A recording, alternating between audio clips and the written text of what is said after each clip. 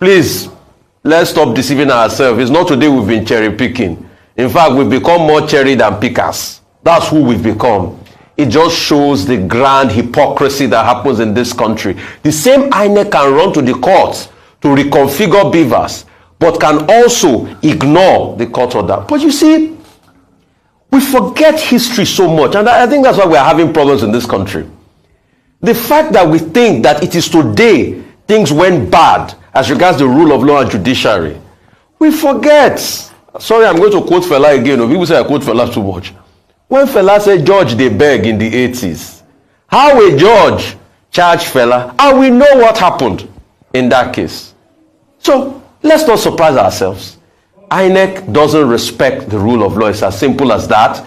Because like the INEC chairman claimed that we've got nothing to hide. If you have nothing to hide, by now they should be inspecting all the materials. It just shows to a large extent that the fidelity of those materials are already suspects.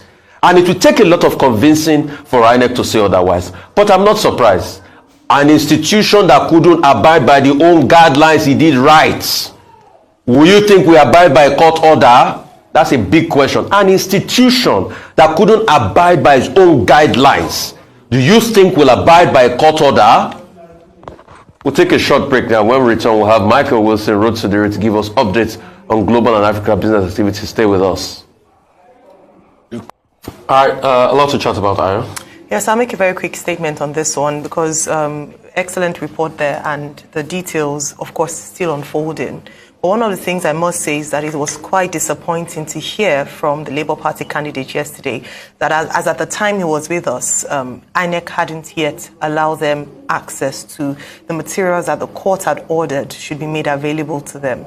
And as you saw with the lead counsel there, Justice, Mr. Uzoku, Livy Uzoku, it said the limitations in terms of the time to file an election petition. And this is quite critical to their case. They need to be able to observe the materials and then make judgment based on, or build a case based on what they see as perhaps irregularities.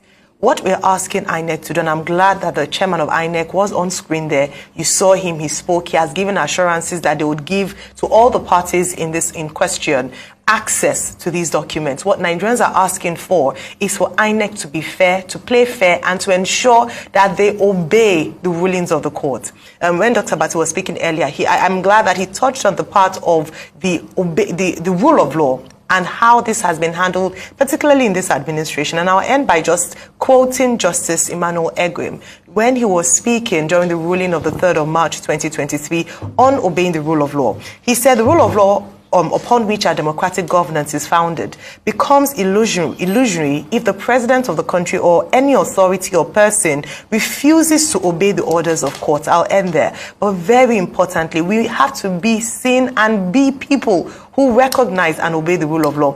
INEC, please do the right thing so that the parties in question can view the materials. Obeying the rule of law is a constitutional matter.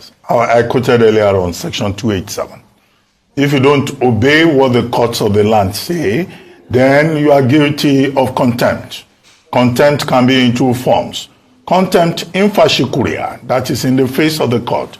Contempt ex facie curia, that is contempt away from the face of the court. Now, what INEC is faced with is the likely charge of choosing, cherry-picking, being selective, in terms of what order of court that it will obey. That is not acceptable. On March 3, and subsequently, I think on March 7, the Wednesday that followed March 3, the court ruled that INEC must allow the principal parties to the suit before the Presidential Election Party Petition Tribunal access to election materials.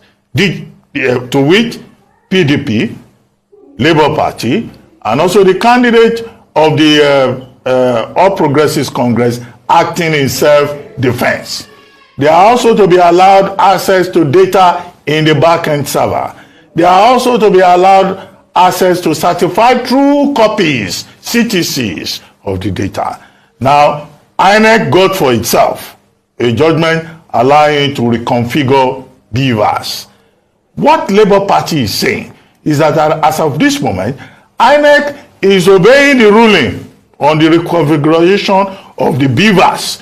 It is not listening to the court order in other respects. That's cherry picking. It's unacceptable. It is a violation of Section 287 of the Constitution. However, the INEC chairman told the Labour Party lawyers yesterday, 60 of them, led by Levi Uzoku SAN, that, INEC will cooperate, INEC will do everything. But the other issue that the learned SAN, the learned Silk, pointed out was that election matters are sui generis. They are time-bound.